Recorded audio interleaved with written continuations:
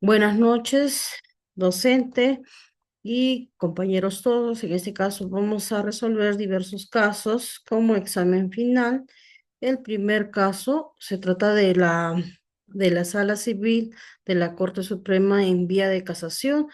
De pronunciarse sobre el fondo del asunto en procesos en que pretende una indemnización, daños y perjuicios, ¿no? En la Sala Civil de la Corte Suprema en vía de casación no revisan los hechos del caso ni emiten un nuevo juicio sobre el fondo, sino que se enfoca en corregir errores de derecho y garantizar la coherencia y uniformidad en la aplicación de la normativa y la función de la casación. Es principalmente la de revisar cuestiones jurídicas y de procedimiento. Bueno, vamos a resolver el segundo caso, ¿no? Sobre la casación 37-3470-2015 de Lima Norte sobre la indemnización por daños y perjuicios, ¿no? Que por ello, hacer de la materia que nos ocupa una de las indemnizaciones por daños y perjuicios, los cuales se habrían ocasionado a raíz del incumplimiento de las obligaciones asumidas en la obra, ampliación de almacén filial Huachipa de Advent Perú, desarrollado como una pretensión subordinada a la primera pretensión principal, extremo único recurrido, ¿no? Es necesario señalar que, por tanto, en la doctrina se han establecido cuatro elementos conformantes de la responsabilidad civil, ¿no? Entre ellos, la antijuricidad, entendida como la conducta contraria a la ley del ordenamiento jurídico. El factor de atribución, que es el título al cual se asume responsabilidad, pudiendo ser este objetivo por dolo o culpa, ¿no? U objeto por realizar actividades o ser titular de las determinadas situaciones jurídicas previstas en el ordenamiento jurídico, considerándose inclusive dentro de esa subclasificación el abuso del derecho a la equidad, según Espinosa, Juan, Derecho de la Responsabilidad Civil. Primera edición, Gaceta Jurídica, ¿no?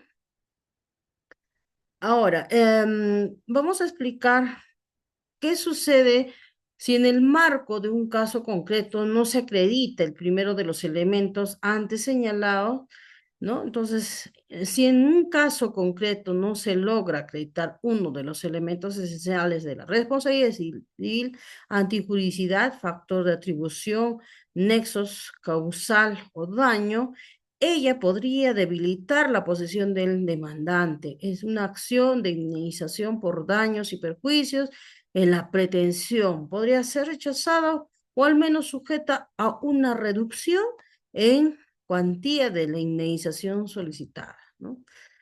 Eh, Se revisan los cuatro elementos tanto en el sistema de responsabilidad civil contractual como extracontractual en el marco de un caso concreto, ¿no? Si los cuatro elementos, antijuridicidad, factor de atribución, nexos causal y daño, operan tanto en el sistema de responsabilidad civil contractual como es el de extracontractual, la presencia o ausencia de estos elementos determina la viabilidad de una demanda por daños y perjuicios en ambas esferas legales.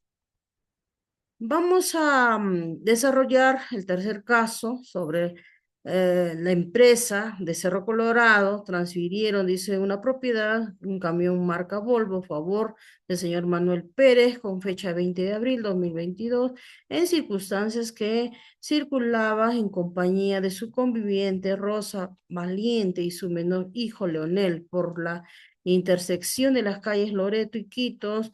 Se detuvo de forma intempestiva, dado que el semáforo marcó en rojo y en este momento fue colisionado de forma leve por la unidad vehicular de placa MM-666 en la parte trasera izquierda, donde se activa la direccional, produciendo inmediatamente la exposición del tanque de gasolina, incendio del vehículo y Como consecuencia de ello, falleció con quemaduras graves tanto la esposa como el menor hijo del señor Manuel y sufrió traumatismos encefalocraniano, recuperando la conciencia días más tarde, ¿no?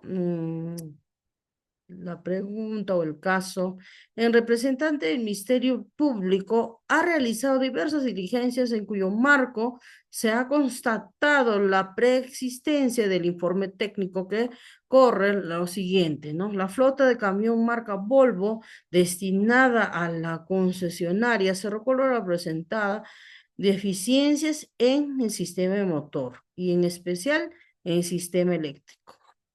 El directorio de la empresa había encargado al área contingencia practique una estimación económica a fin de determinar si la reparación de los vehículos resultaba más costoso para indemnizar por accidente.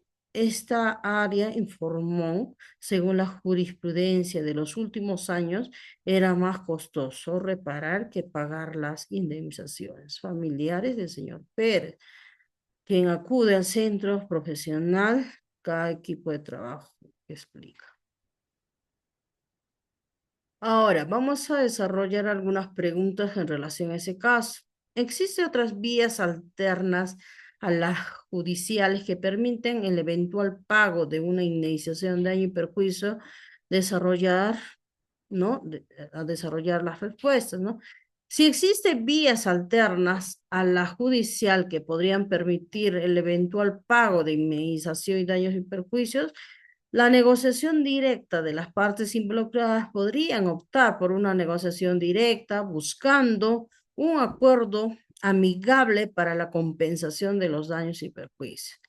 Mecanismo de resolución alternativa de conflicto. Tenemos a la conciliación, el arbitraje. Estos métodos ofrecen una forma más rápida de flexible de resolver disputas sin recurrir directamente a los tribunales. Seguro de responsabilidad civil. Si la empresa Cerro Colorado cuenta con seguros, ¿no?, de responsabilidad civil, este podría cubrir los daños y perjuicios derivados del accidente. Reclamación ante las autoridades reguladoras. Consiste en que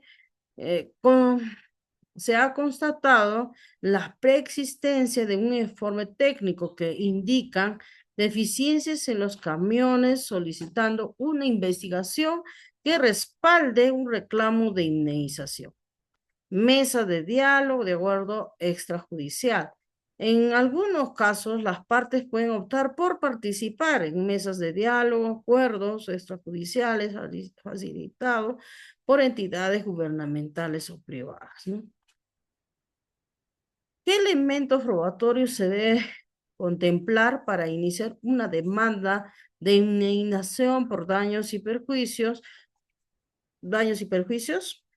Para iniciar una demanda de indemnización por daños y perjuicios, el contexto de un accidente como el descrito, es fundamental contar con una sólida base de elementos probatorios que respalden los alegaciones de la demandante. Informe pericial técnico, informe detallado sobre las circunstancias del accidente.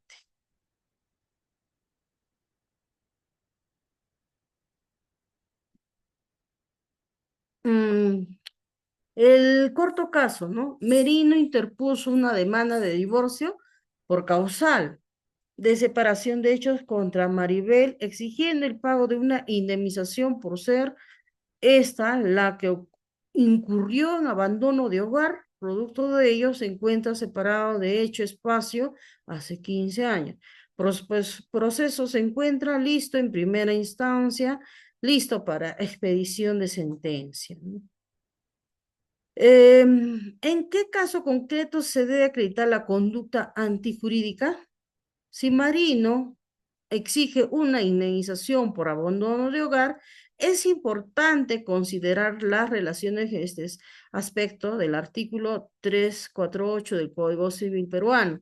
Este artículo establece que el cónyuge que abandona el hogar sin justa causa puede ser obligado a proporcionar una indemnización para acreditar la conducta antijurídica. En este caso, Marino debería presentar unas pruebas que demuestren que Maribel abandonó el hogar sin justa causa y esta separación ha perdurado para al menos 2 años, según lo establecido en el Código Civil peruano.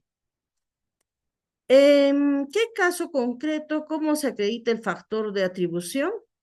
En conclusión, la acreditación de factor de atribución se basa a la presentación de pruebas sólidas que demuestren que el abandono de hogar es imputable directamente a Maribel, ¿no? ¿En qué caso concreto no se acredita el nexo causal, ¿no?